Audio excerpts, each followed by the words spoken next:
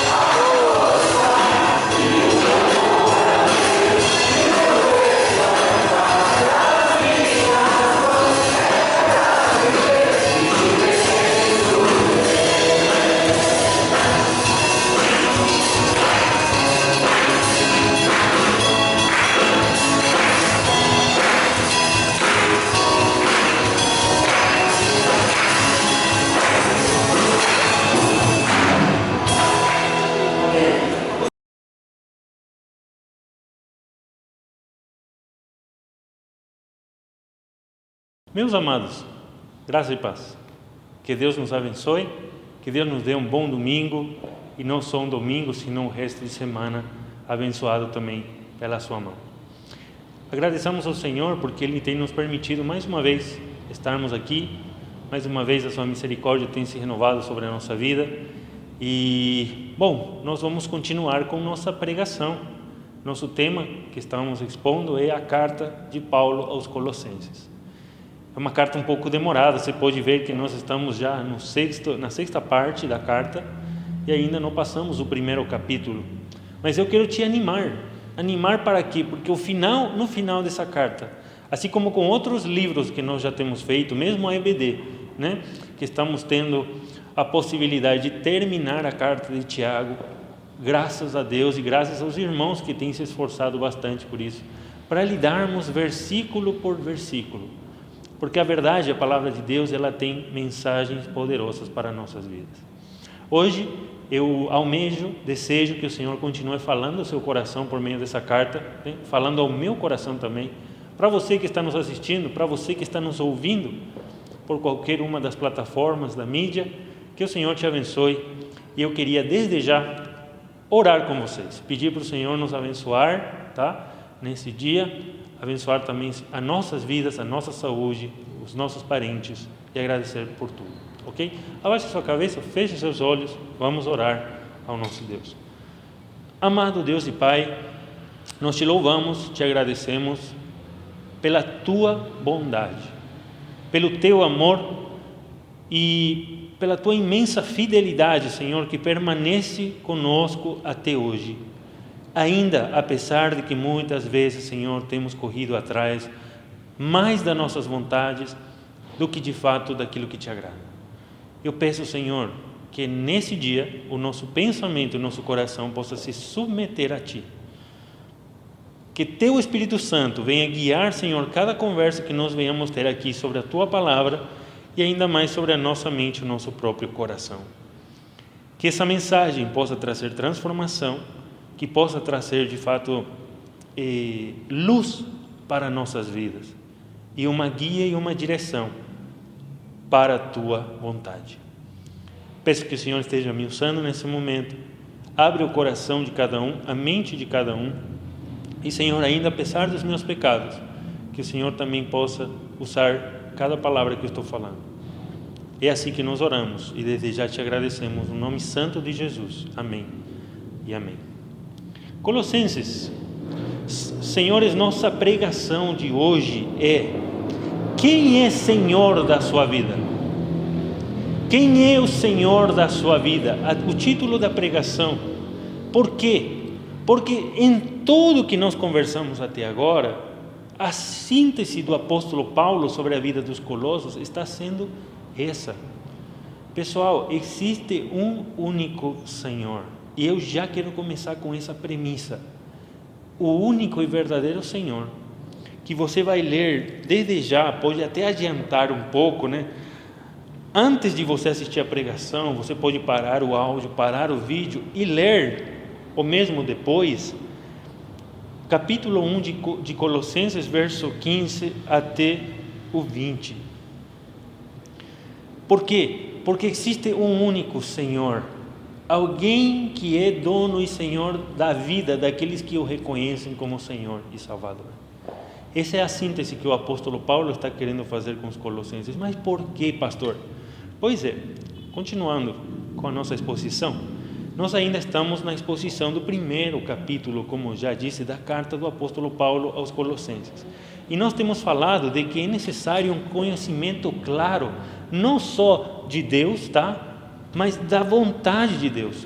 E para quê? Nós falamos que precisamos conhecer a vontade de Deus para poder frutificar, dar frutos que não vêm segundo os nossos interesses, fruto para lidar com o nosso coração, com nossos maus desejos, sino frutos que vêm para glorificar a esse que é nosso Deus. E glorificar quer dizer exaltar, quer dizer louvar e quer dizer obedecer a Deus.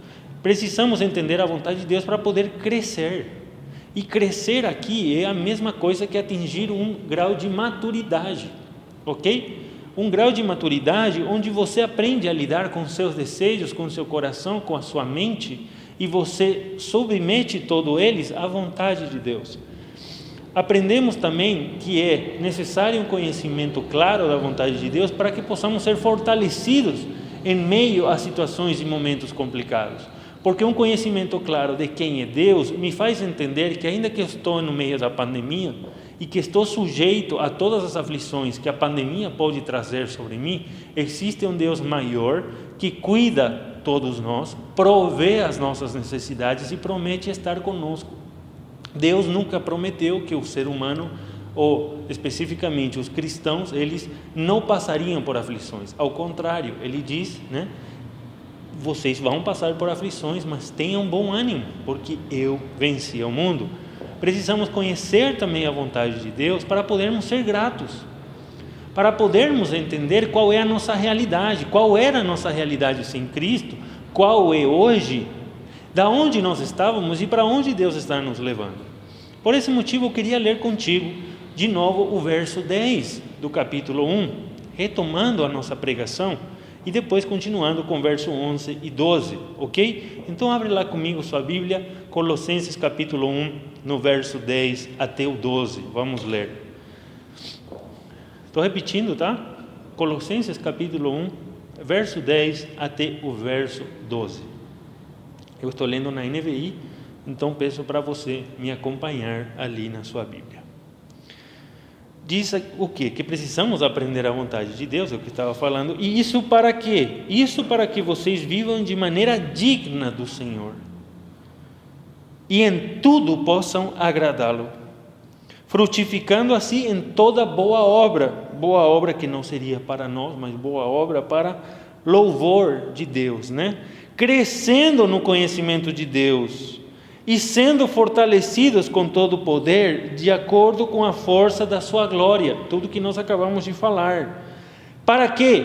Para que tenham toda a perseverança e paciência, com alegria.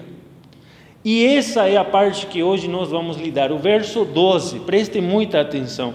Dando graças ao Pai, que nos tornou dignos de participar da herança dos santos no reino da luz.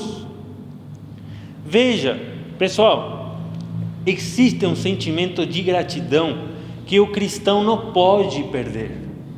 Que um cristão que conheceu a vontade de Deus, que conhece a mensagem do Evangelho, não pode perder.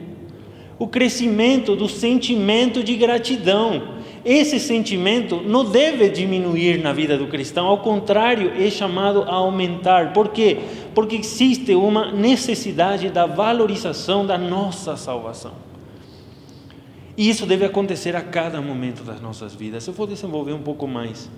Porque nós não nos fizemos dignos para estar no reino da luz. Perceba essa leitura do verso 12. Vamos lá. Dando graças ao Pai, isso é gratidão, que nos tornou dignos. Olha, o Pai nos tornou dignos, ok? Para participar da herança dos santos no reino da luz. É o Pai que nos fez dignos. Isso é muito interessante porque uma coisa fica clara aqui: a graça de Deus. E o que é a graça de Deus se não somente uma dádiva? É um presente, é uma herança. E essas três coisas, uma dádiva, um presente e uma herança, são coisas que você não ganha por mérito. Considere comigo, especificamente a terceira palavra, a palavra herança. Herança é uma coisa que você recebe. Aquele que recebe uma herança, trabalha para conseguir essa herança. Para receber uma herança, você não trabalha, você a recebe, porque é uma dádiva que chega até nós. E normalmente acaba sendo resultado do trabalho de outra pessoa. Herança, gente, é uma coisa que você não faz nada, talvez, para merecer. Você não faz um esforço, alguém te entrega. E a herança é uma coisa que chega até nós não pelos nossos méritos, não pelas nossas atividades. Não é porque a gente faz A, B ou C que essa herança irá chegar até mim, mas a gente herda alguma coisa por uma dádiva. E dádiva que é dada para os santos, veja o que diz o versículo: é uma dádiva que nos é dada aos santos E quem são os santos, já vamos ver, no reino da luz. Quem são esses santos? E não é o time dos Santos, tá? Que ganhou do meu time Olímpia, né? Não é o Santos, não é o time dos Santos, não é a cidade de Santos, não são os santos que nós podemos chamar de imagens ou ídolos.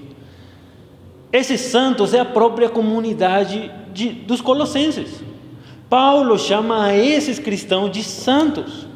Os próprios colossenses, eles são os santos, aqueles que são separados, aqueles que precisam ter o conhecimento pleno da vontade de Deus para viver da maneira que agrada ao Senhor. E agora, o apóstolo Paulo irá concluir o seu primeiro raciocínio, e aqui eu quero que você preste muita atenção, porque tem tudo a ver com o que nós falamos até agora. E agora o apóstolo Paulo conclui o seu raciocínio na sua luta contra os falsos ensinos e as vãs filosofias. O falso conhecimento. Paulo irá encerrar esse primeiro capítulo com essa parte aqui, falando de quem Cristo é e quem nós somos por causa dele e a necessidade de entendermos essa situação. Veja o verso 13, continue lendo comigo.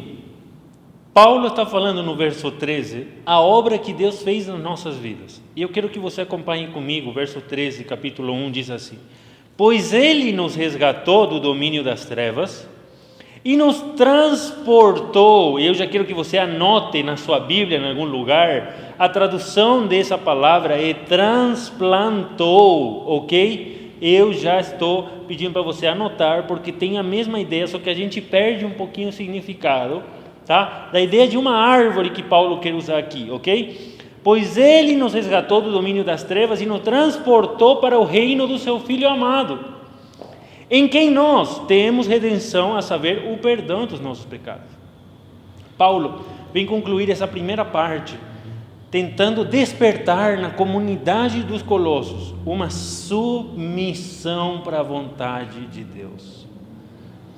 Se quer colocar um subtítulo nessa pregação, é justamente isso: a submissão à vontade. Uma coisa é a compreensão da vontade de Deus, o entendimento, e outra é a submissão. Paulo deseja que não mais a vontade dos outros, não mais a vontade dos filósofos, não mais a vontade da sociedade, ou mesmo a nossa própria vontade, tome conta do que nós iremos fazer.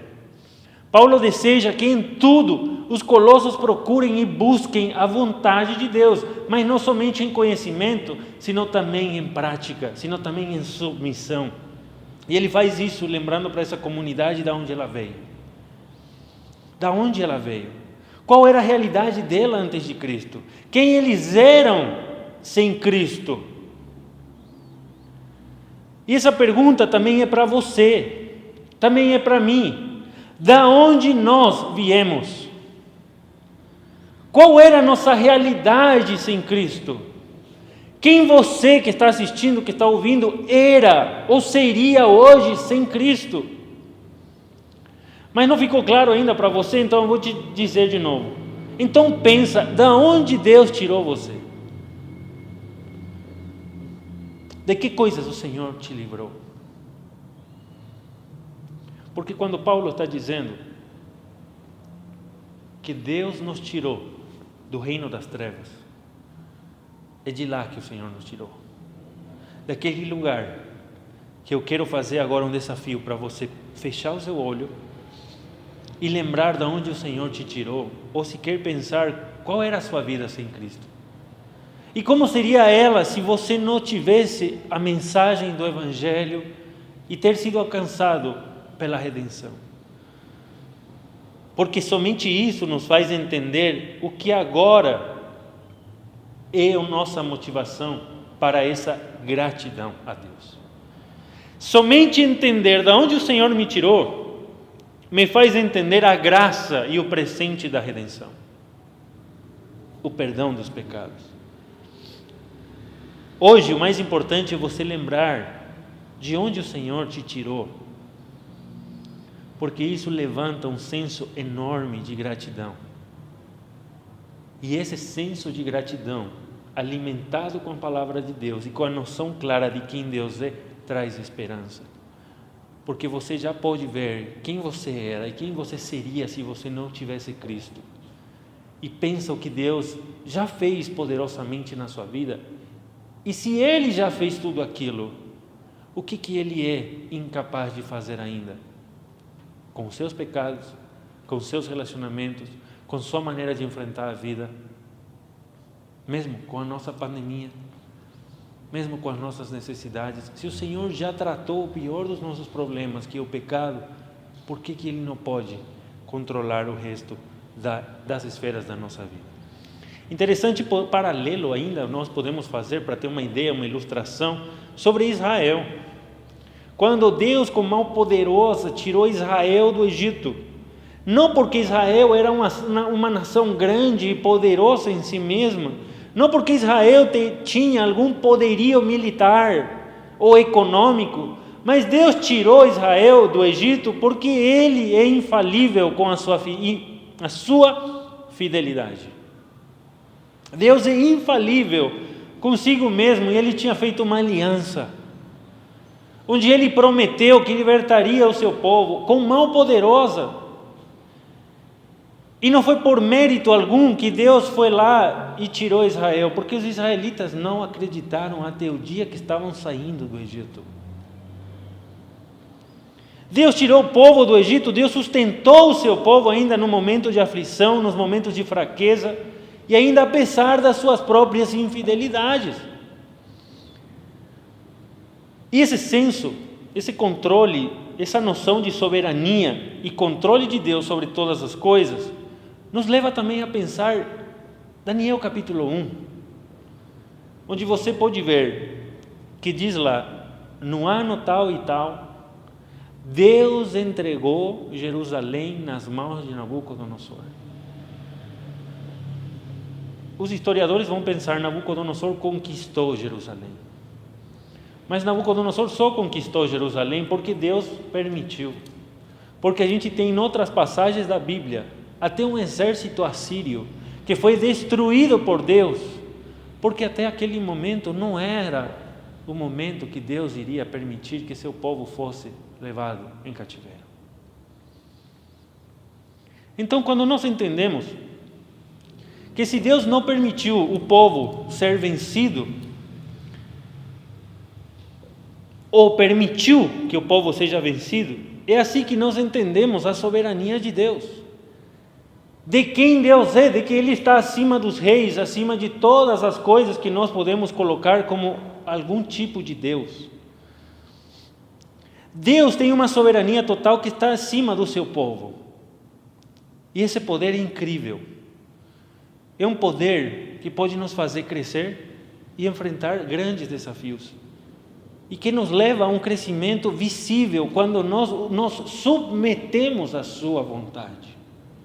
Porém, toda vez na Bíblia que o povo se revoltou contra Deus e eles se colocaram, veja, não é que Deus os coloca como inimigos, não, eles se colocaram como inimigos diante de Deus, Deus também permitiu que seu povo sofresse as consequências. Nós podemos ter também uma visão, quando pensamos no pessoal que foi liberto lá do Egito, que mesmo com a libertação, que mesmo com a grandeza das provisões de Deus e com as suas obras, ao longo de toda a caminhada no deserto, eles ainda eram capazes de viver com a mentalidade de outrora, com a mentalidade do Egito.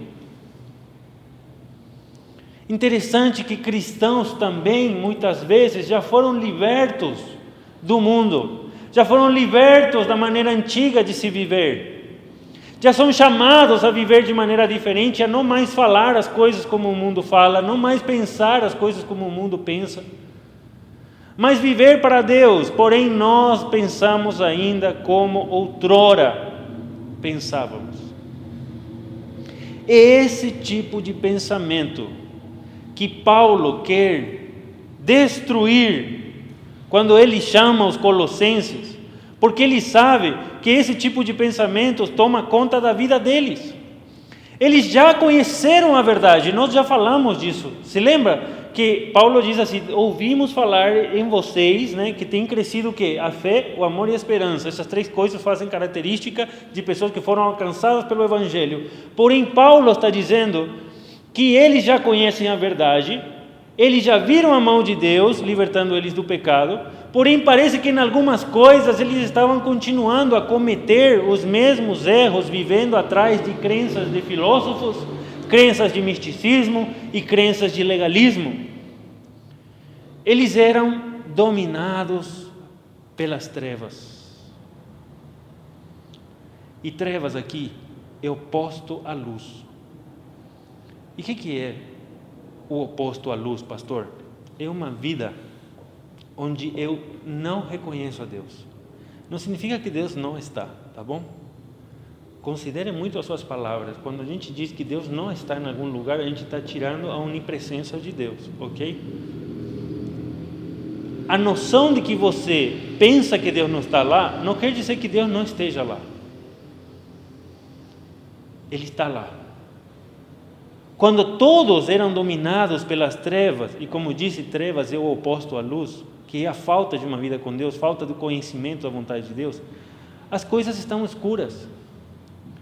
Quando nós estamos nas trevas, as coisas não batem, as coisas não se enquadram, tudo é desordem, as coisas não fazem sentido, a gente briga por qualquer coisa, o absurdo toma conta de tudo. E era diante desse domínio que os colossos estavam antes de serem alcançados por Deus. Esse povo estava no reino das trevas, mas Deus, por causa de Cristo, os tornou dignos para participarem do reino da luz. E aqui eu quero falar para vocês sobre aquela palavra, de que Ele nos transplantou para o reino da sua maravilhosa luz. Gostaria de pensar com vocês sobre a ideia da árvore que Paulo apresenta aqui. Uma árvore que apresenta frutos ou produz frutos. E veja que Deus, quando tira, tá, esse povo que Ele diz, Deus nos tirou do mundo das trevas. Quando Deus tira um povo, Ele não tira esse povo, eu já disse isso, e coloca em outro planeta. Deus não tira você da sua realidade e te coloca só na ISI para você viver. Sua vida não se resume só a isso daqui, a esse prédio, a esse momento, ou até o momento que estamos tendo na internet. A nossa vida o nosso problema não é geográfico, o nosso problema é de consciência. Porque quando Deus nos tira do mundo, Ele nos tira com raízes, Ele nos tira com as mesmas coisas que nós éramos antes, com a mesma família, com o mesmo trabalho, talvez com os mesmos dons, com as mesmas capacidades. Mas anteriormente, quando eu vivia nesse mesmo contexto que talvez eu estou hoje sem Deus, tudo se tratava de mim, tudo se tratava sobre você, tudo se tratava sobre a sua vida, sobre o seu nome, sobre você ser o Senhor e dono do seu querer, sobre aquele que dá carteirada e mostra, olha quão poderoso meu nome é, aquele que decide os rumos da sua própria consciência. Veja que nosso problema não é geográfico, o nosso problema como cristãos é de consciência, de entender que Deus nos tira de um mundo onde nós éramos controladores e nos leva a um mundo onde Ele é o controlador. Só que Ele não nos tira e nos leva para outro planeta, Ele nos faz mudar a nossa noção de que anteriormente o mundo girava sobre você porque você assim o considerava, porque você era o centro do universo, mas agora o Senhor é quem controla e comanda e guia a sua vida. Essa é a diferença de uma vida de piedade, essa é a diferença que existe entre uma vida de piedade e impiedade. O impiedoso acha que o mundo gira e orbita ao redor dele, e o cara que tem piedade se prostra, se dobra diante de Deus e reconhece que todas as decisões importantes que mudariam a sua vida dependem exclusivamente do Senhor. Essa é a diferença de uma vida que compreende que Deus governa sobre tudo e sobre todos. No reino de Deus não existe dois senhores, existe um só. Só alguém se assenta no trono do seu coração.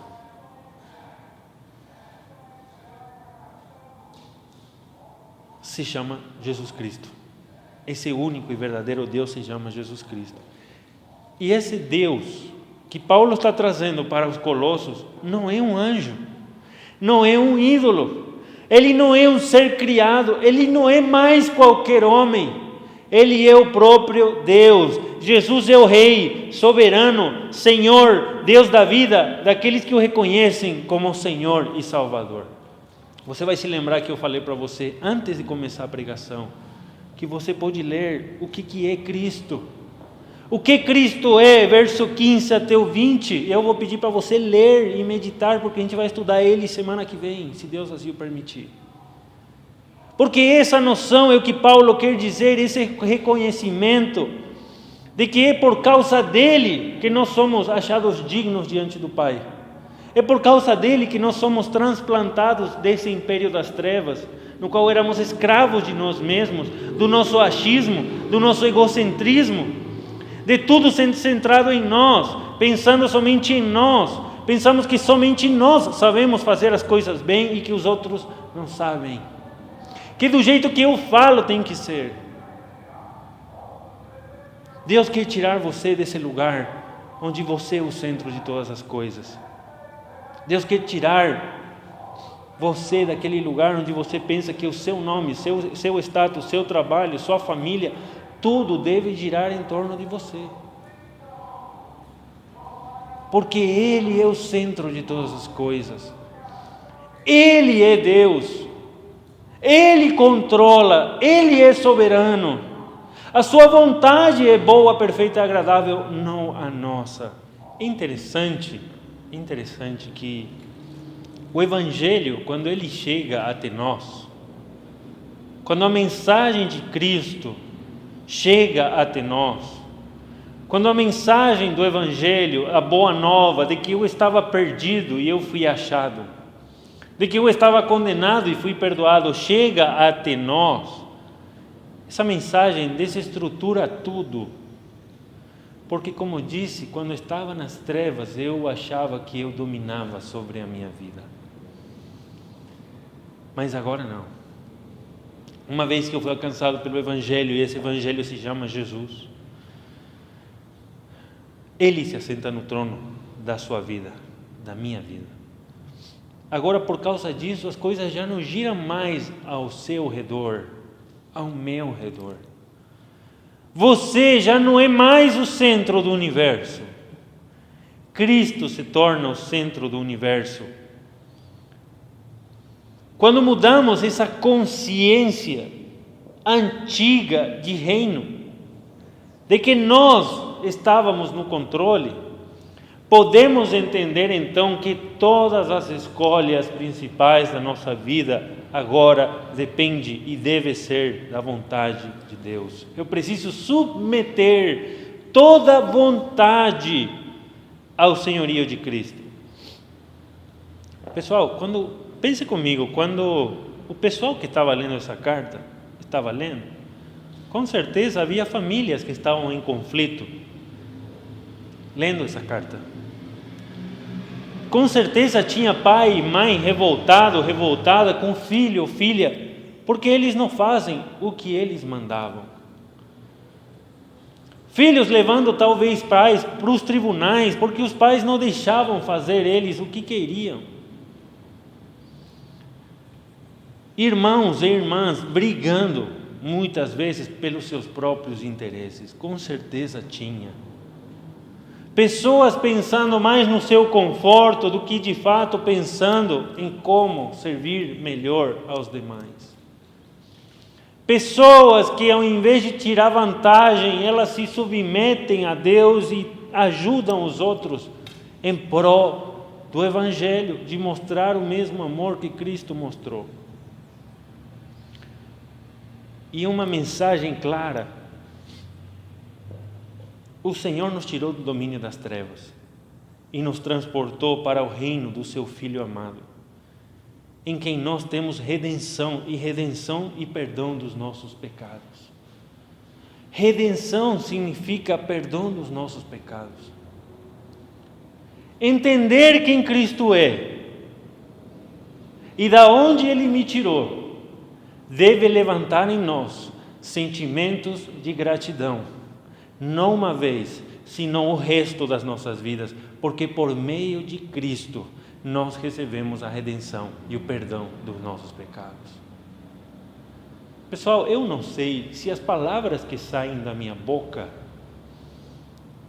que eu tento reproduzir e luto muito para que o que eu esteja falando seja coerente com a palavra de Deus, chega até você e entra por um ouvido e sai por outro. Mas eu quero repetir só uma coisa, que eu quero saber se você entende. Que quando você reconhece a Cristo como seu Senhor e seu Salvador, porque Ele tirou você do mundo das trevas, e mundo das trevas já expliquei, aquele mundo onde você era o centro de todas as coisas. Ele te tirou, abriu a sua mente, te demonstrou que você não é Deus, que você não tem capacidade nenhuma em se perdoar os seus pecados, porque você é um pecador, mas que Deus mandou o seu Filho para morrer numa cruz, derramando o seu sangue, que é um preço, tá? Uma moeda que paga o preço pela sua culpa. E Cristo, ao ressuscitar dentre os mortos, Ele traz vida juntamente com a sua ressurreição para todo aquele que acredita e confia nisso que estamos falando. Se você já fez isso, agora a sua consciência muda, porque você foi comprado por um alto preço, onde esse alto preço foi pago por um Deus soberano, que agora é dono e senhor da sua vida, e Ele quer que você se submeta à vontade dEle. Portanto, é necessário que você, para se submeter à vontade dEle, conheça essa vontade. E para que preciso conhecer a vontade de Deus? Porque a vontade de Deus é vida. Interessante que nós chamamos vida a qualquer coisa que nós fazemos no nosso dia a dia. Mas muitas vezes as coisas que fazemos no nosso dia a dia em nada condizem com o que Deus quer. Em nada condizem com o amor de Deus. Em nada condizem com a capacidade de perdoar pessoas. Em nada condizem com a possibilidade de nós cuidarmos da nossa língua. Em nada condiz com a questão de abrir mão das minhas próprias vontades, da minha ganância, e começar a servir pessoas, não com o interesse de tirar vantagem delas, sino simplesmente por amor.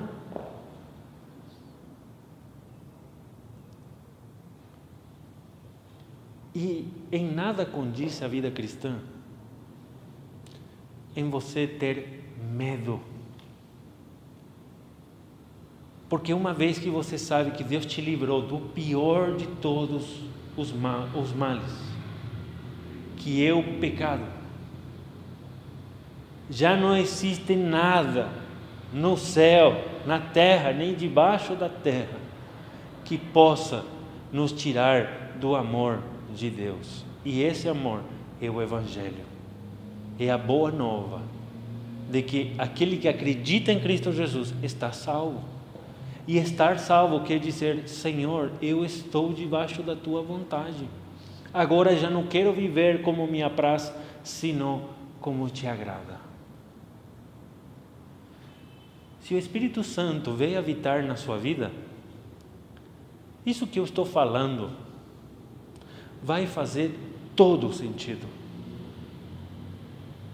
Porque Ele te chama a que você submeta a sua vontade ao único e verdadeiro Deus. E com esse único e verdadeiro Deus, não há dois senhores assentados sobre uma vida, só um Deus. E quando eu, Samuel, quero assumir o papel de Deus na minha vida, eu estou me colocando como inimigo diante de Deus. Então pense que nós devemos ter maior gratidão. E é assim que eu quero terminar.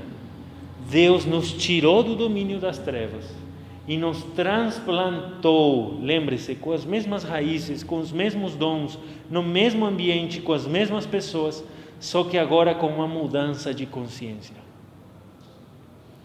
E essa mudança de consciência deve me fazer grato, porque essa mudança de consciência me faz entender quem Deus é na minha vida e quem eu era e quem eu hoje sou em Cristo. Eu sou um pecador perdoado,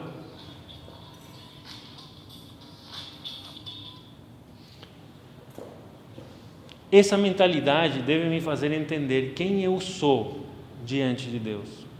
Eu sou um pecador perdoado pela graça e vontade de Deus. Que Deus abençoe sua vida. Abaixe sua cabeça, feche seus olhos e vamos orar mais uma vez. Amado Deus e Pai, assim como na igreja de Colossos havia pessoas que estavam muitas vezes vivendo segundo suas próprias vontades, seguindo vãs filosofias, seguindo ideologias, seguindo legalismo, seguindo misticismo. Eu penso que o Senhor nos fale por meio dessa carta, porque essa carta tem o intuito de nos fazer entender quem nós éramos sem Deus, quem nós seríamos sem o Senhor, e quem nós somos uma vez que reconhecemos Cristo como nosso Senhor e nosso Salvador. E agora que nós sabemos quem nós somos diante de Ti, que nós devemos submeter as nossas vontades, os nossos desejos, as nossas atitudes, os nossos pensamentos, o nosso trabalho, a nossa família, os nossos filhos, nossa esposa, nossa igreja, não aos nossos projetos pessoais, não aquelas coisas que vão construir o nosso nome, mas nós devemos dedicar a nossa vida a construir e glorificar o nome do Senhor. E isso se faz quando a gente vive conforme o Teu caráter, vivendo e alcançando pessoas por meio da ação do Evangelho e por meio da pregação da mensagem do Evangelho. Isso é missão. Que o Senhor nos ajude a entender o nosso papel dentro do corpo da igreja, não somente dentro do prédio, sino dentro da nossa realidade, porque o Senhor nos trouxe do mundo das trevas e nos transplantou para o reino da luz, onde anteriormente não conhecíamos, nem sabíamos para onde estávamos indo, mas agora sabemos. Sabemos que precisamos ser como Cristo. Sabemos que os maridos precisam amar as suas esposas como Cristo amou a igreja e se entregou por ela. Sabemos que as esposas precisam se submeter aos maridos, assim como nós devemos nos submeter à vontade de Deus e caminhar juntos. E se submeter a Ti, Senhor, quer dizer entregar a nossa vontade ao Senhor. Que os filhos, filhas, jovens, adolescentes, adultos, todos e cada um deles, enfocados cada um na sua carreira, cada um na sua vida, possa entender que tem um papel principal, e esse papel principal é glorificar, antes de construir o próprio nome, construir o Teu nome, construir a Tua imagem na vida deles e fazer discípulos parecidos com Cristo Jesus. Senhor, esse é o nosso papel como igreja. Que o Senhor continue nos encorajando, nos animando, mostrando, e o Espírito Santo incomode essas áreas, esferas da nossa vida que nós não temos dobrado diante de Ti, porque nos apegamos mais a elas do que realmente ao Senhor.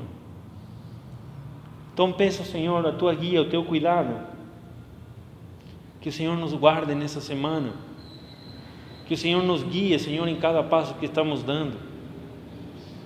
Guarda, Senhor, nossos irmãos que precisam da Tua provisão, do Teu cuidado, pessoas ao redor do mundo todo. Abençoa a nossa igreja, nos dá a noção clara do ministério, que primeiramente começa com as nossas vidas, com o nosso relacionamento com o Senhor, e isso afeta a vida uns para com os outros.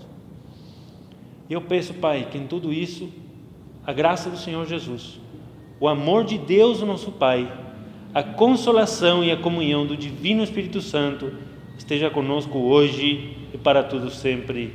Amém e amém. Que Deus abençoe você, que sua semana seja guiada pelo Senhor.